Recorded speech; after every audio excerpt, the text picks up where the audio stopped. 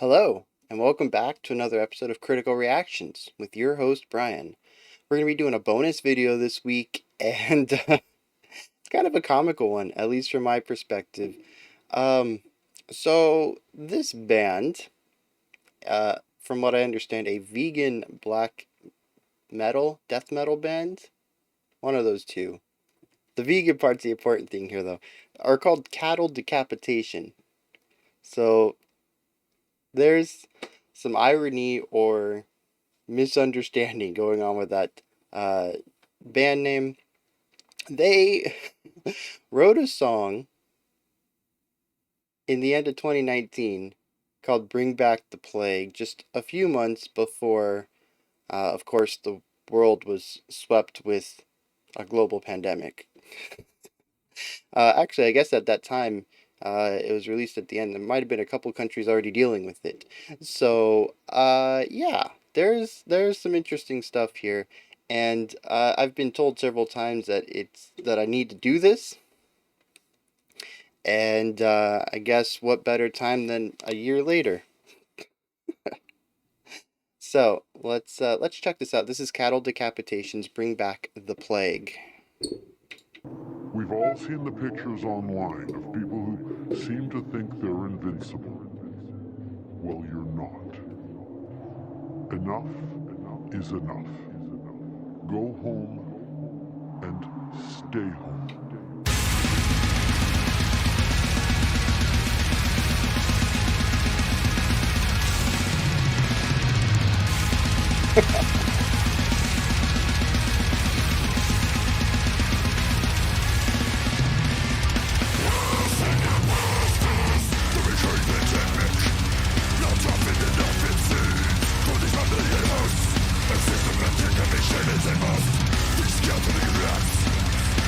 Just some ridiculous tremolo picking there.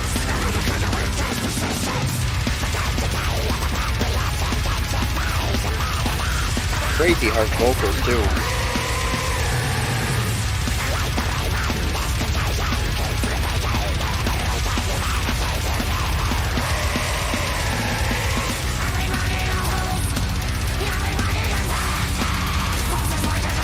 Okay.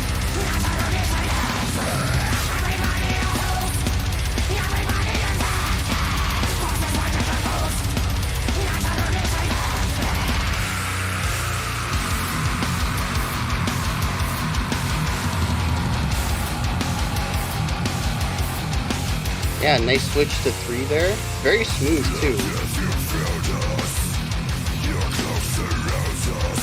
And now we're back to 4. So that was an interesting interlude in 3.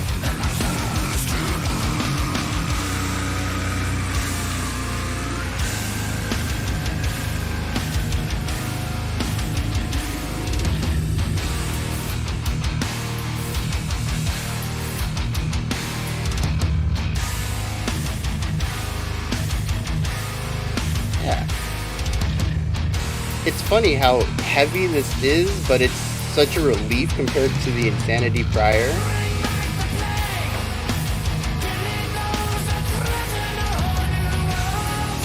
I like that trill.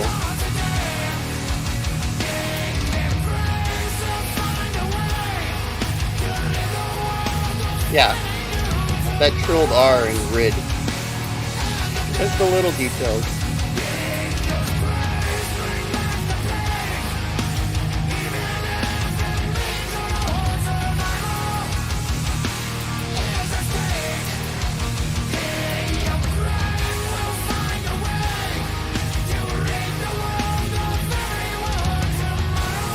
Interesting clean vocals though.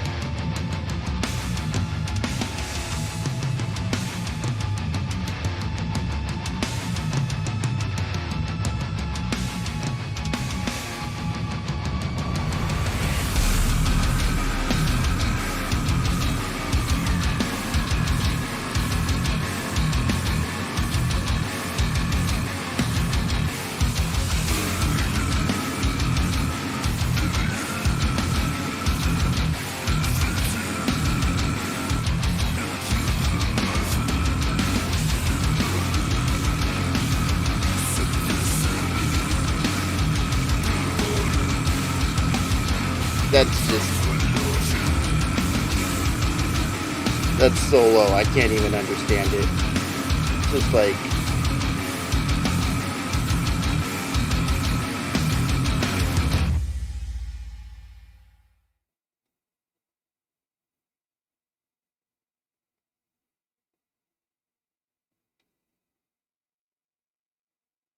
wow. So I did see a couple of interesting things down here in the description. Says their tour was canceled. It was ironically titled the Euro Pandemic Tour. Social distancing recommendations were set in place, and we found ourselves with not much to do. So we figured, why not address the elephant in the room and put a music video together for Bring Back the Plague. Uh, let's see. Dave didn't have access to a drum kit. That explains the air drumming. I got a chuckle out of that, but I figured there was a story behind it after they showed it a few times. Everything that the band does is steeped in metaphor and irony, tongue firmly in cheek. So yeah, don't take it too seriously and sit back and enjoy.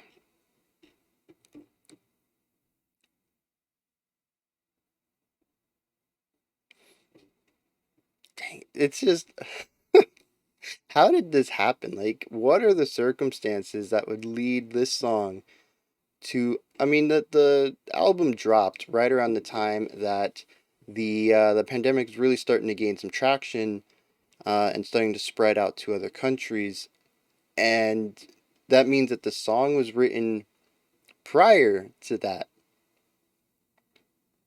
unless the album was pretty much done and then the pandemic started to happen and they decided to fit in, one last track, and they wrote it, in the 13th hour right before they started pressing CDs or whatever. But assuming that it wasn't intentionally done because of the global event, the uh, the circumstances and that allowed this to happen, assuming it was completely coincidental, is just once in a lifetime. I'm looking at some of these lyrics too.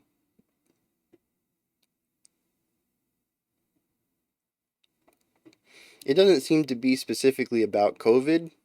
It just seems to be about a modern plague, something that would attack us much like the bubonic did during the medieval times. So I'm not sure if this was done intentionally, but it's still just, even the fact that it exists at this time is just sort of wild. So let's talk about the song though. Um, so it actually, yeah, it so I knew going in it was going to be a rather extreme metal track, and I was ready for that, and it comes in real hard. We have the fast tremolo picking, we have the growls, the fast drumming. It's just a really aggressive track, and so definitely not what I would typically listen to, but at least I was in the right mindset for it, which definitely helps meet the song on its own terms. And what really caught me off guard, though, was how often they pulled away from that and sort of entered into a little bit more of a melodic story write or music writing. The part that I think first kind of caught me off guard was the chorus, the vocals specifically, and the delivery of them. There's still a bit of a rasp to it, but it is clean. It is a clean vocal, and there's actually a really nice melody to it. I think it's catchy, and it's definitely a rhythm that's going to be, or a melody that's going to be stuck in my head for a bit. I don't know. It is just a really catchy hook right there in the chorus, and I dig that. It's not something you typically see in death metal or black metal, whichever this happens to be. And it's a really strong juxtaposition between what came prior, just the real harshness of that, moving into this section that has a lot of melody, a clean hook, and some really nice foundational work going on with the guitars underneath the vocalist. So, in a sense, even though there's a lot of harshness to the tones, I still would say that the chorus is rather beautiful. I don't know if that's typically a word we would use for metal choruses, but yeah, it is. There's a lot of beauty, I think, in the chorus. And then, of course, I mentioned that the part after that, the post-chorus, pre-verse, whatever you want to call it, uh, entered into an area that is almost the exact opposite of the heavily rhythmic, aggressive, constantly playing section that we see in the verse. So they kind of show both these sides of metal, where we have the more uh, rhythmic aspect and the more melodic aspect, and not necessarily marrying them together too often, but really juxtaposing them, placing them side by side, and showing that they can do both sides of the coin, which is really neat. I really dig that, even if they do put a bit of a harsh spin on their melodic aspects. The guitar work, the drum work, they're just insane. I've mentioned before that this type of playing fascinates me from a performance standpoint, just because of the raw chops regarded to play this style of music almost unendingly for an entire set. I would assume if they were playing live, if most of their songs are like this, just the muscles required to continue playing these really fast notes without being fatigued. Uh, it's just, I don't know, it fascinates me. It's kind of crazy that people can do this. And even crazier to think that there's probably bands that are faster out there. Uh, so, yeah, just from a performance standpoint, it blows my mind. One song is still enough to be like, wow, they just played that whole song just going at, a million miles an hour. And then you think about them having to do a whole set of this. I don't even know. I don't even know. Um, and then of course we have the breakdown section near the middle end, and of course that just kind of ramps it all into overdrive. The drums are faster, the guitars are faster, the growls are lower, and I can't even tell you what was being said. It sounded incomprehensible to me. It was an alien voice. I heard sounds, but they were not anything I recognized. And of course, the ultra low pitch didn't help with enunciation. I don't know if that's just. I mean, I think that's just a property of lower noises because of the wider sound waves. But also, I have a terrible time differentiating between stuff at lower pitches. I don't know if that's something I can work on, or maybe I've just ruined my ears through the years. But yeah, I it was just indistinct. It was just noise. It was like a single note being held out, as far as I'm concerned. Um, but yeah, so this is an interesting band though. Not so much on the musical side, because aside from the fact that they do kind of jump between these two ideas of melodic and rhythmic, it falls in line with a lot of what I understand the genre to be about, even if they have this melodic aspect to it. If it is death metal, that would be melodic death metal, right? Mellow death. Am I catching on here, or am I just way off again? Um, but they have the blast beats. They have the fast tremolo picking, constant attacks rather than held out notes. Why play a whole note when you can play 64, or why play a whole note when you play 32 notes in that same span, right? So yeah, so the thing that really catches me about them is sort of their presence, right? Uh, they're, like I said, from what I understand, they're a vegan band called Cattle Decapitation, which seems to be a bit tongue in cheek there. The music video is, of course, done for semi parody, irony, I suppose you could say. Sort of laughing at the state of the world, how this one pandemic sort of it didn't bring people together. It kind of made everybody an enemy of everyone. So yeah, the video was done a bit tongue in cheek. The name is obviously, like I said, it's got to be ironic or just completely tone deaf for a vegan band.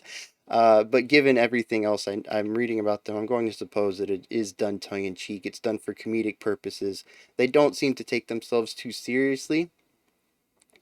Um, so it's just this whole facade of metal done for comedic purposes.